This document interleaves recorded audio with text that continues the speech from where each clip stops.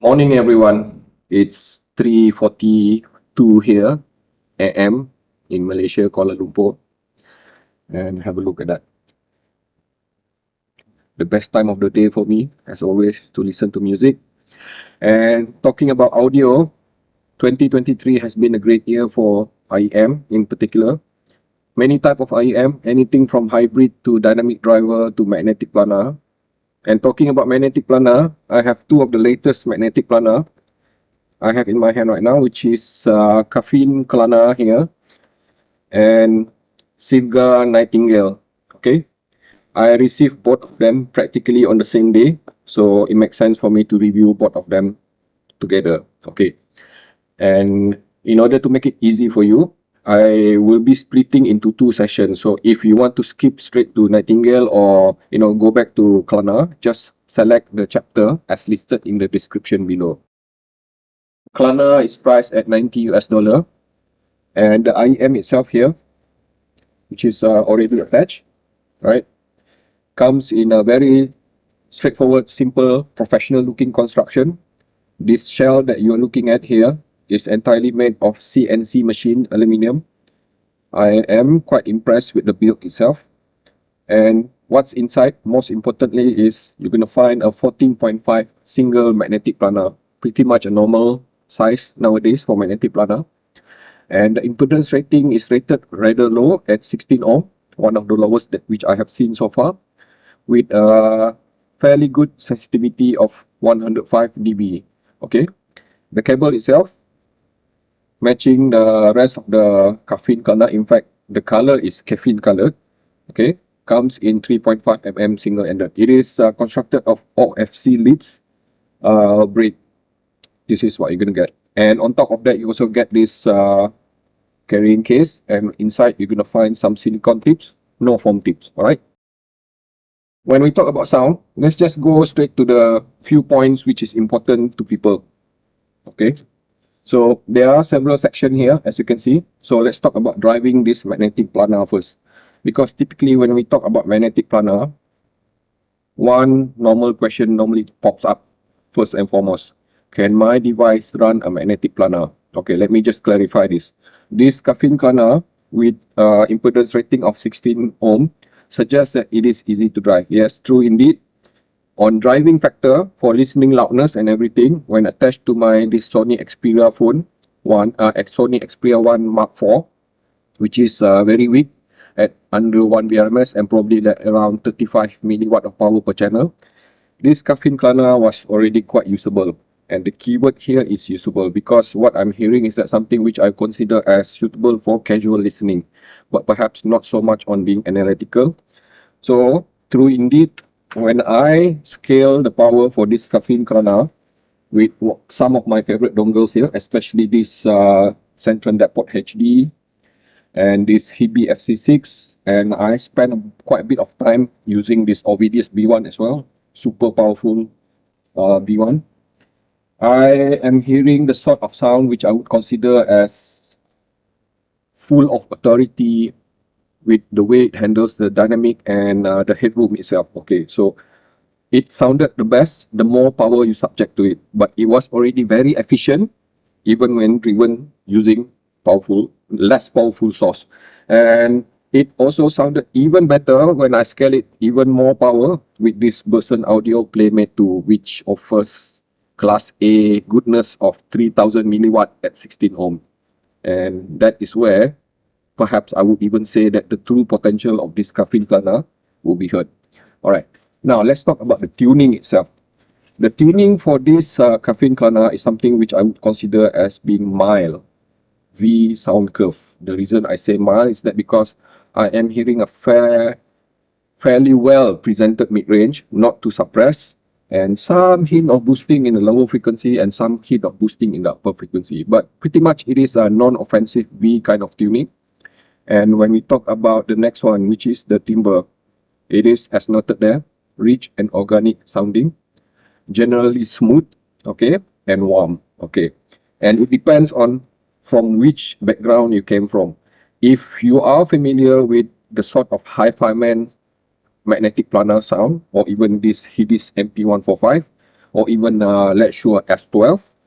In contrast, I would say that this Kefine KLANAR sounded warm, okay? But the good thing is that being warm, it is also super, super smooth, okay? So, and when it comes to resolution, okay, the good thing is that despite being noted as being warm, smooth, this Kefine KLANAR exhibited, transparent and fairly analytical sort of resolution, which I would say that not exactly super outstanding for the price point, but it is the kind of a balance between musicality and analytical element to it. So depending on how resolving the source is, okay, for example, like when attached to this Burson Audio Playmate 2, I am hearing a lot of detail and suddenly this Kefine KLANAR sounded very analytical, yet still musical at the same time. And the same can be said when I attach it to Deckport HD or even Heavy FC6. But of course, it remains largely musical, non-analytical with the resolution itself when it comes to connected to this phone, which again goes back to the power scheme I mentioned earlier. Okay, so now let's talk about energy itself. How does it present the sound, the dynamic? And as noted there, it is moderately energetic. So what does it mean?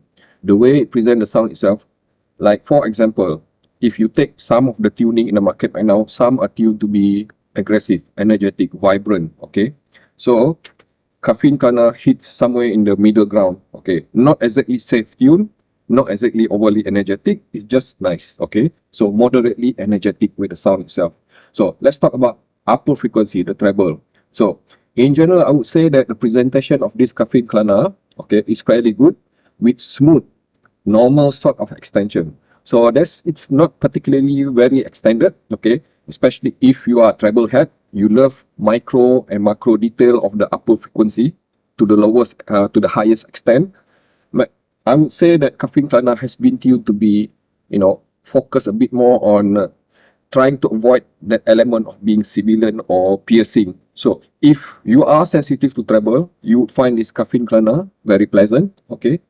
But the good thing about it is that, like I mentioned again, okay, non-offensive, the decay itself is very smooth, and that's why it does not exhibit any kind of offensiveness. Okay, when we talk about the mid-range, okay, neutral mids, okay, it is, despite being generally categorized as colored, as I mentioned earlier, the good thing about this Kefine KLANAR is that, at least from my perspective, this Kefine KLANAR sounded neutral with the way it presents the mid-range. So I do not feel that different type of vocal or even instrument being, boosted in the way they sound. Okay, it sounded natural to my ears. Okay, and most importantly, it is rich in density, especially, when you attach, when you subject proper power to it, and depend also on the type of tips that you use. You would notice here that I use my own foam tips, so there's a lot of neutrality to it. But if you want a bit more of engagement to the sound itself, use the stock silicone tips, which is mostly narrow bore. Okay, so let's talk about the lower frequency bass. Let me just declare this up front. If you love big bass, you are bass head, Kefine KLANAR will not satisfy that need. This thing is tuned to be very well balanced between mid bass and sub bass, with moderate amount of punch and rumble to it. Not the sort of, punch and rumble that you can expect from bassy type of dynamic driver, but at least it is fast with the transient itself being a magnetic planar, which means that you can expect very tidy and neat performance from the lower frequency. Okay. So now let's talk about sound stage. Okay, nothing too impressive about this when it comes to sound stage. It's pretty much sounded normal to me. I have listened to so many IEM, all right, and I would even say that, if I were to compare it with the rest of the competition, it's pretty much, similar within the same territory. So it is normal when it comes to sound stage. So when it comes to being holographic, spatial, this is traditional stereo. So what does it mean? It means it is suitable for music. When you listen to music, that stereo kind of experience is what you're getting at. But switching to gaming, perhaps this is not so suitable, because when listening to binaural type of music or even holographic sort of electronic music, and especially gaming, FPS gaming or even TPP gaming, I feel that it does not present enough, pinpoint of accuracy when it comes to the sound source. So keep this to music and you should be good. SIVGA Nightingale here. So let's just have a look at the hardware itself first. So what you're going to get inside the box, this IEM itself already assembled like this, okay, and of course this nice looking carrying case. What's inside? You're gonna find some silicone tips, no foam tips, all right. And looking at the IEM itself, I'm just gonna say this out loud. This is probably one of the best looking IEM which I have seen so far. To match the price, the build, the construction, and everything about this SIVGA Nightingale, you know, is pretty much matched to that price point. You see here, this is made of resin at the back, and at the front here, you're gonna find wood faceplate with chrome plating and SIVGA logo there. And looking at it, I can just admire at this thing, not using it for quite a while. And it is quite comfortable to wear. You would notice that, you know, ergonomically, the design is very user-friendly or human-friendly. So what's inside? Inside, there's a single magnetic planar. But there's something very interesting about this SIVGA Nightingale. It is also classified as dual magnetic, single magnetic planar. Now, I would not pretend that I know what it is, but it is what it is, as mentioned by the manufacturer. And again, comes in rather low impedance rating at just 16 ohm. Easy to drive, right? Or is it? Sensitivity at 100 dB, which is pretty much, you know, per expected from a magnetic planar, not too sensitive and not too, you know, difficult as well. And the one that I have here, if I'm not mistaken, SIVGA Nightingale only comes in 4.4 mm balance. Let's just have a look here. My notes. I will walk you through it, pretty much trying to simplify, you know, and my thoughts on it. So, power-wise, driving this SIVGA Nightingale, as noted earlier, 16 ohm of impedance. You would have thought that, oh, I can drive this with anything. Let me just tell you this, no. I attached this SIVGA Nightingale first time to my phone using this adapter which I have here, which convert from 4.4 to 3.5. I was able to use it, able to achieve proper listening loudness, but everything sounded so soft. Yeah, I practically lost, you know, some resolution there. I can feel that it is musical, it is, you know, usable for casual listening, but definitely I would not use this SIVGA Nightingale on my phone directly again, ever. So then I switch on to something which is a lot more powerful. First, I reach out for this Ovidius B1 because I know that this Ovidius B1 have some sort of nuclear power when it comes to delivering power at probably 510 milliwatt, 530 or something like that milliwatt of power per channel. And true indeed, suddenly this SIVGA Nightingale started to sing to me. Everything opens up, you know, the authority of the dynamic, the resolution, the, you know, the flow of the musical element itself. Now I can actually use it. Now I'm kind of like, you know, really loving it. And as I scale with different type of power, it sounded the best with this Person Audio Playmate 2, which is at 16 ohm, 3000 milliwatt of power with that Class A amplifier. All right, now let's talk about tuning. Different, as noted there. Why is it different? Because just put it this way, I have listened to so many IEM this year with very particular set of tuning appreciation. It's either V sound curve or Harman U curve sound curve or even close to neutral sound curve. But when I listened to this Nightingale, I was like, you know, silent for a moment. I just don't know to put how to describe it. I just, you know, I just don't know. Because what's very prominent to me is that the presentation of the mid-range is so dominant, right? I would even say it's probably some sort of a variant of the blue sound curve. It's definitely not neutral, the tuning itself, but like I say, it's just different.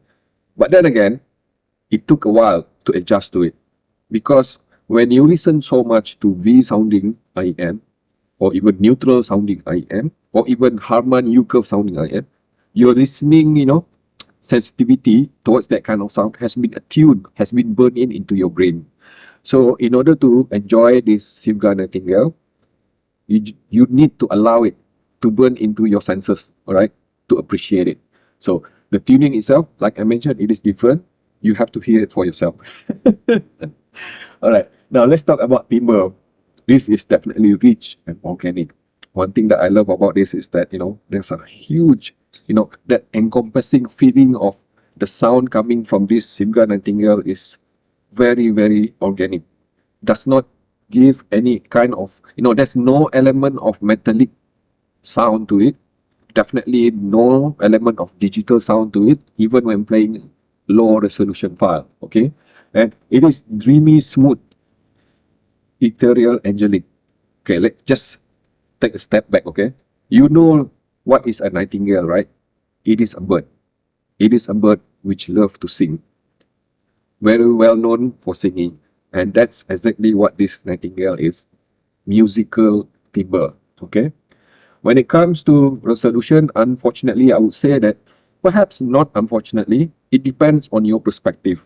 Because if you are the type who love analytical resolution, precision sort of sound, accuracy, then I would say that Nightingale is definitely not the type of IEM for you. Okay. For example, something like Ethymotic ER4SR or something like, Moondrop B3, which are very analytical, So this thing is the exact opposite of that, because the focus for this Nightingale is more on being musical.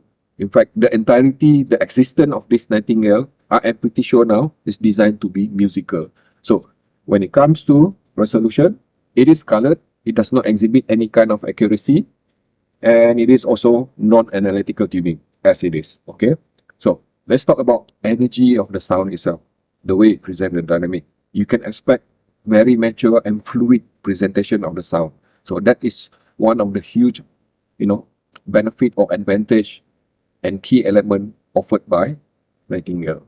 And when it comes to treble, okay, again, pretty much to Kefine KLANAR, which I have mentioned earlier, this is not for treble head either, because if you are very familiar with, bright, sparkly, and very transparent sort of treble, this is, geared towards more like a safe tuning for the upper frequency itself. Definitely, there's no hint of pinna in the upper mid-range region all the way to treble.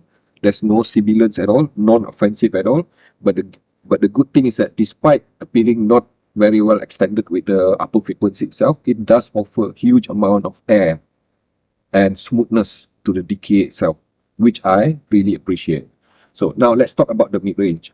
Again, in tandem with the overall scheme of the sound, it is pretty much something which I would consider as being warm sounding. It is bold, forward sounding, in your face kind of presentation, This is definitely mid-centric IM, okay? And it is also super sweet. When I say super sweet is that, if you love jazz, you listen a lot to jazz. You listen to Diana Krall, contralto. You know her chesty, kind of vocal. So when I use this Nightingale, especially on very powerful source, this Nightingale simply amplify that, emotion and the energy that Diana Krall has, to a point that I was like, you see here, my hair is the hair on my skin is standing even when describing it. It's that kind of sensation. It's just so pleasantly engaging, the sound. And even when subjected to, listening to Alison Krauss, which is soprano, the exact opposite of Diana Krall. Her high piercing, vocal sounded so very smooth, does not, even at her pickiest moment of crescendo, her trailing end of the decay of her soprano vocal sounded so very sweet and smooth. So this is really amazing when it comes to vocal and mid-range, and even the same can be applied for instrument. Despite that being smooth, the attack itself does not appear to be slow. The transient of the mid-range is very efficient, in fact. So now let's talk about lower performance. Again, pretty much similar to Kefine KLANAR. This is not tuned for people who love big bass. Okay. In general, I would say that bass for this SIVGA Nightingale is focused towards being balanced between mid bass and sub bass. There's a good amount of, coexistence between those two. Sub bass does not appear to be subdued by the mid bass. Ample amount of punch and rumble, but definitely not the sort of, energy that you would expect to listen to electronic music. So perhaps I would even say that the best for this Nightingale is more suited for, like I mentioned earlier, jazz or even some folk music or even some pop music, but not energetic enough for EDM or even music. But it does perform really well with percussion type of bass, which means that if you listen a lot to metal and rock like me, this Nightingale will suit that usage really well. So, soundstage. Now, this is interesting. It is not particularly wide, but it's open enough and circular. So, which means that it is slightly holographic. With that, I can almost use this for gaming, except that because of that, element of resolution just now, not as, pinpointing sort of resolution. It is good for binaural music, but almost good enough for gaming. So, depending on that. But let me just put it this way. Just reserve the usage of the Nightingale for music and it should all be good. If you want gaming, use something else. A hybrid IEM typically will perform better in that element. I have already talked about the both of them. Let's just put them side by side and with the rest of the competition. And in order to do that, let's just have a look here. Okay, as usual, let me just remind you, this is a rating system of Andy Odovok. It does not exist anywhere else. It does not relate to any kind of rating system that exists outside of Andy Odovok, okay? This is how I subjectively rated them. So, starting with Kefine KLANAR. Okay, this Kefine KLANAR is definitely something which I would consider as a very well-balanced IEM with a total score of 83. Very impressive, I would say. It competes directly with Let's Sure S12, right? They're pretty much well matched.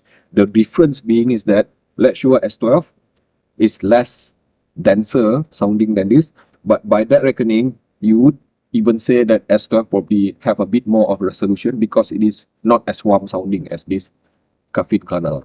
But if you want something which is non-offensive, especially if you are sensitive to upper frequency, for example, if you find that S12 being bright or even PR2 being bright, then definitely Kefine KLANAR has that for you with that smooth presentation of upper frequency. But otherwise, with pretty much everything else, technically, they're pretty much on par. Okay? And Nightingale, again, being different. Can't really compare with the rest of it. In fact, the total score of this Nightingale here is just for the sake of scoring. I would even say that, this Nightingale, it's not right to compare it with the rest because it just sounds so different. Especially when I compare this, my favorite of my Hidis MP145 here. Alright. This is the exact opposite of this. That's the best way I can describe it, okay? This Hidis MP145 is focused on being analytical, speed demon, the kind of resolution which I love and everything. But also, I have the ability to enjoy a different spectrum of sound. The exact opposite of it. Something which is warm. Something which is very, very, very, very, very musical. And that is SIVGA Nightingale. Okay? And you can pause the screen and have a look at it. Pretty much how these two compare against the rest of the competition. So, having said that, I hope that has been useful to you. And you would understand that you need to ask yourself, I want to listen to Magnetic Planar and what sort of sound which I like. So I'm just going to close it this way. Okay, let me just close this first. If you come from Sennheiser HD series, right, especially Sennheiser HD 580 or even 650, you would find that it is easy for you to like these two, right? Because both of them have that similar sort of sound tuning.